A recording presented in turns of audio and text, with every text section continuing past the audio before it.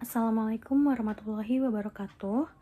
Sebelumnya perkenalkan kami dari kelompok 1 kelas 645C07. Untuk kelompok kami terdiri dari saya sendiri Rinda Zina Agustina, ada juga rekan kami Aidi Bakaila Madiha, Zahra Nirwana Afan, Akbar Febriano, dan Zidan Fadila Akbar. Kali ini kami akan mempresentasikan mengenai analisis manajemen risiko bisnis pada startup Kopi Tuku. Untuk yang pertama, kami langsung ke profil bisnisnya.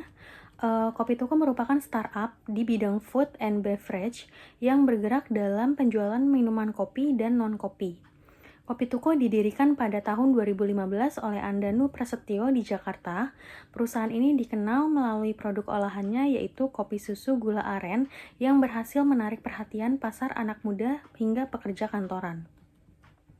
Sebagai startup, Kopi Tuku berkembang pesat dengan membuka berbagai cabang di beberapa kota besar di Indonesia.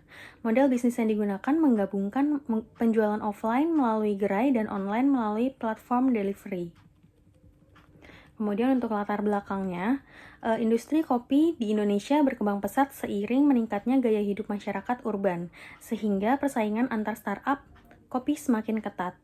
Kopi Tuku menjadi salah satu pelopor kopi gula aren, namun tetap menghadapi berbagai risiko bisnis seperti perubahan pasar, gangguan operasional, kenaikan harga, bahan baku, dan risiko SDM. Karena itu, manajemen risiko penting untuk menjaga keberlangsungan usaha. Selanjutnya, ada identifikasi risiko. Yang pertama, property exposure atau kerusakan aset fisik. Property exposure adalah risiko yang berkaitan dengan aset fisik Kopi Tuku seperti bangunan, mesin, peralatan, dan bahan baku. Risiko utamanya meliputi kerusakan mesin, kebakaran gerai, kerusakan stok bahan baku, gangguan listrik, pencurian aset, dan bencana alam yang dapat menyebabkan terganggunya operasional. Kerugian finansial serta penurunan kepercayaan pelanggan. Mitigasi dilakukan melalui perawatan rutin, sistem keamanan, pengelolaan stok yang baik, serta perlindungan asuransi. Yang kedua, ada liability exposure atau tanggung jawab hukum. Liability exposure adalah resiko tanggung jawab hukum Kopi Tuku terhadap pihak lain akibat aktivitas operasional. Resiko utamanya meliputi keracunan konsumen, komplain kualitas produk, dan kecelakaan pelanggan di gerai, yang dapat menyebabkan tuntutan hukum, kerugian finansial, serta penurunan reputasi perusahaan. Mitigasinya dilakukan melalui penerapan SOP, quality control, standar keamanan pangan, dan peningkatan keselamatan pelanggan. Yang ketiga, ada personal exposure atau risiko SDM. Personal exposure adalah risiko yang berkaitan dengan sumber daya manusia di Kopi Tuku. Risiko utamanya meliputi karyawan resign mendadak, human error, kecelakaan kerja, dan kurangnya kompetisi karyawan yang dapat mengganggu operasional serta penurunan kualitas pelayanan. Mitigasi dilakukan melalui pelatihan berkala, penerapan SOP, dan program K3 untuk menjaga produktivitas dan kinerja karyawan. Yang keempat, ada klasifikasi resiko. Klasifikasi resiko pada Kopi Tuku dibagi menjadi resiko murni dan resiko spekulatif. Resiko murni hanya menimbulkan kerugian seperti kebakaran, pencurian, dan kecelakaan kerja. Sementara resiko spekulatif dapat memberikan keuntungan atau kerugian, seperti ekspansi cabang, peluncuran menu baru, dan investasi teknologi digital. Yang kelima, ada resiko kesehatan dan kecelakaan kerja. Resiko kesehatan dan kecelakaan kerja atau K3 pada Kopi Tuku berkaitan dengan keselamatan karyawan saat bekerja menggunakan mesin, air panas, dan peralatan listrik. Resiko utamanya meliputi luka bakar dan cedera saat mengangkat bahan baku. Penerapan K3 penting untuk melindungi karyawan, meningkatkan efisiensi, dan menjaga kelancaran operasional. Untuk slide selanjutnya di sini ada pengukuran risiko. Untuk risiko yang pertama yaitu harga bahan baku naik dengan frekuensi tinggi serta severity pun sedang. Untuk risiko yang kedua ada kerusakan mesin dengan frekuensi sedang serta severity tinggi. Untuk risiko yang ketiga yaitu kecelakaan kerja dengan frekuensi sedang serta severity-nya pun sedang. Untuk risiko yang keempat ada kebakaran.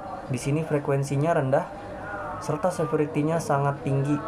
Untuk risiko yang terakhir di sini ada persaingan pasar dengan frekuensi tinggi serta severity tinggi. Di sini kesimpulan dari pengukuran risiko yaitu risiko prioritas utama sama dengan persaingan pasar dan kebakaran. Di sini untuk slide selanjutnya ada risiko pasar. Risiko pasar pada kopi tuku muncul akibat perubahan kondisi pasar, preferensi konsumen, dan persaingan bisnis yang ketat. Kehadiran kompetitor seperti Forex Coffee, Janji Jiwa, dan Kopi Kenangan dapat menurunkan pangsa pasar penjualan dan profitabilitas perusahaan. Pendanaan risiko pada kopi tuku dilakukan untuk menyediakan dana saat terjadi kerugian agar operasional tetap berjalan.